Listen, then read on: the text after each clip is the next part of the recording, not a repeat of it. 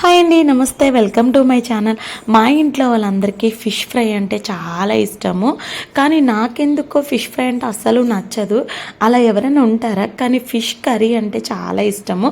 ఈరోజు నేను ఫిష్ ఫ్రైని ఎలా చేస్తానో చూపిస్తానండి.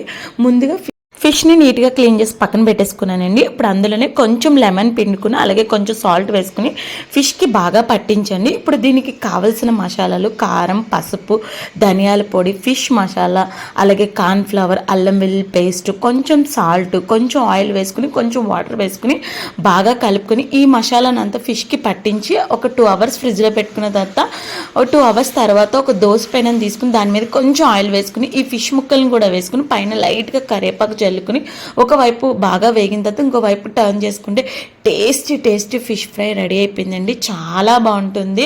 చాలా మందికి నేనైతే ఇలాగే ఫ్రై చేస్తానండి. వీడియో నచ్చిందంటే లైక్ ఇవ్వండి.